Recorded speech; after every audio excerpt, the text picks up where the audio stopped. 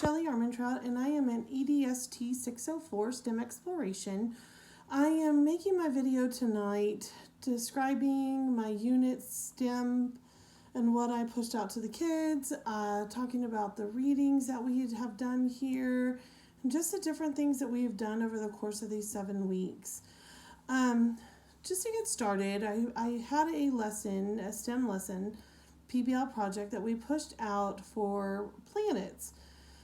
And last year I had done this, but I did not do it as a STEM project. I had just done it as a project-based learning project, and it was my very first year in teaching, so I really had no idea what I was doing. This course has shown me so many different things, and so has changed really how I look at STEM and PBL. So when I pushed this out, I really just used 2 main websites, nasa.gov and nsf.gov, with NSF just primarily looking at the physics and astronomy part of it.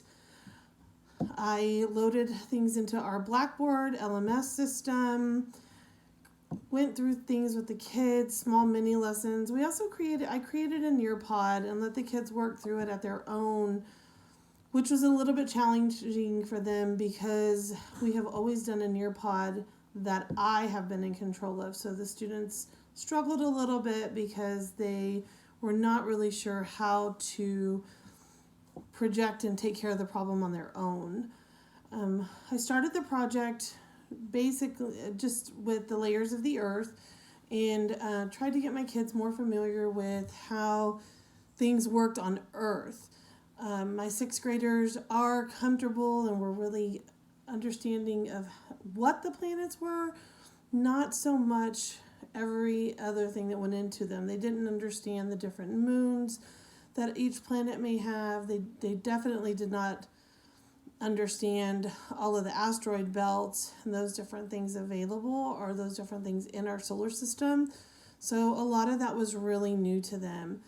I started out each day with a mini lesson, and I had to make sure that I set timers because I have a tendency to think that I need to give them more and more and more information because I just have struggled like most teachers, letting go and letting them find their own way.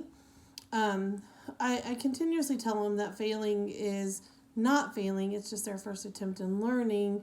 However, I think I try to make sure that they don't fail, and I need to let them make mistakes and learn from their mistakes.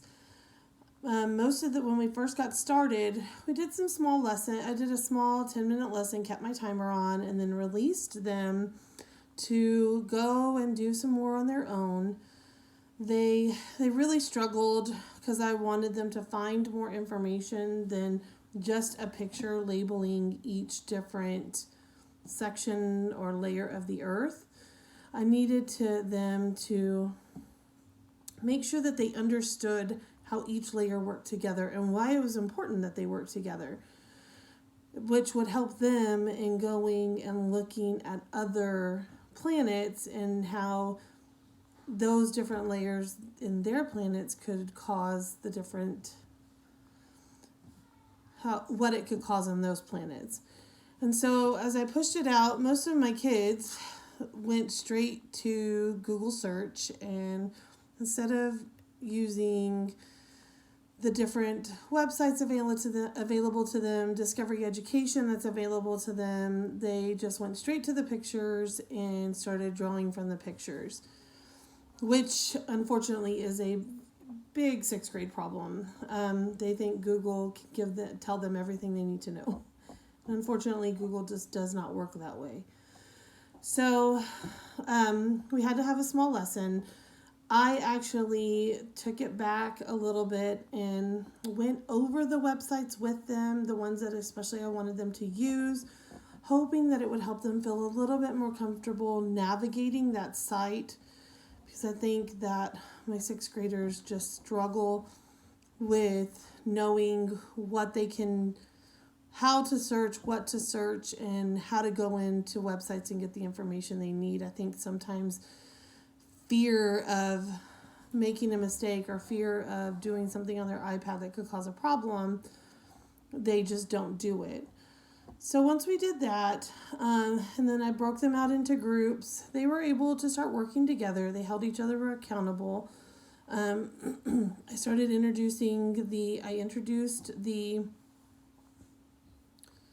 introduced the rubrics, which all of my sixth graders struggled with. They have never seen a rubric. I had introduced one earlier this year, but have not consistently pushed them out. And again, that's my lack of knowledge too.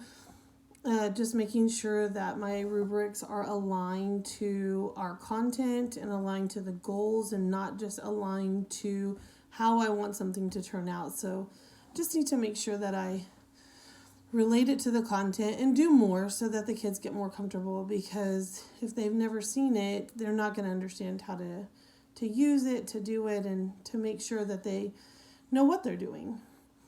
So after going through the websites and talking about rubrics and how they worked and how they were able to see exactly how something could make sense, things started to flow a little bit better. Students were able to get the knowledge they needed. They were able to create either an advertisement or a commercial and promoting the three planets, asteroids, or moons that they got.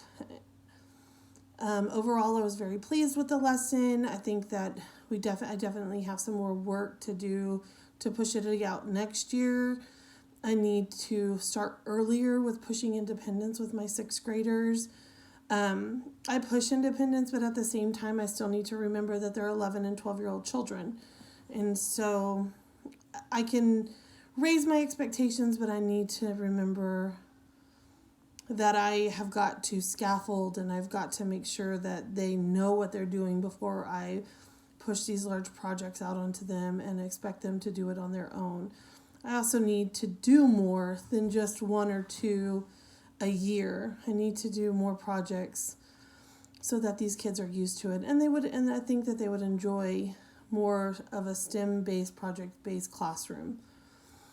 So with that being said, I think that considering this is my second year teaching science and I have some learning to do myself, overall I was pleased. The kids did really well. I need to encourage questioning more, and I need to encourage them to believe in themselves more, because I think that a lot of children have learned helplessness, and these kids just want us to do everything for them.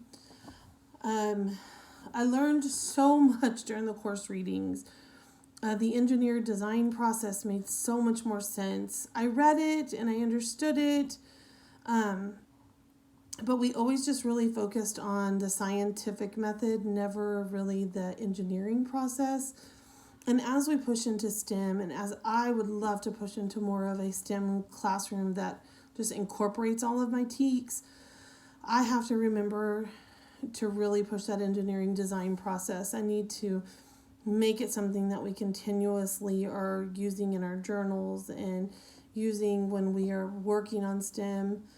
I loved all of the web-based resources that were shared. I think that it is so hard to find those resources, to find those websites, because there's just so many out there and you're not sure what to use. And I definitely use other teachers as a way to help myself learn things, but even some of these websites, some of my teachers have never heard of. I definitely have bookmarked every one of them so that as time goes on, and I'm planning lessons, I can thoroughly go through them. I can check them out. I can know exactly what I have and what to help my students learn with. There was just so many amazing sites out there, and as I navigated them, that NIERC was one of my very favorites. I loved how it had the 6th, 7th, and 8th grade ways to push them out, but even in that way, I could push my GT kids into a 7th grade type situation. I could help my, giving myself more one-on-one time with my special education 504 kids in the 6th grade, allow my bubble kids to even try those 7th grade standards, because I've really started to get to a point where I definitely challenge my GT kids, but in challenging my GT kids, I'm helping my standard kids just get so much further, I feel. I feel like this course has shown me so much, and I have been going through and making sure that I am bookmarking all of these websites, making sure that I'm able to get in. I am sharing them with my colleagues because we teach in a small campus, and I am the only 6th grade teacher, so I see I see every 6th grader that we have. And I feel like I have a responsibility to make them better learners, make them stronger learners, and teach them to think for themselves, so that as they get older, that it's helping them. I want to give them experiences that our small town may not afford them. So I thank you for a wonderful 7-week course, and I look forward to really digging and making what I teach in my future years teaching just better. Thank you so much.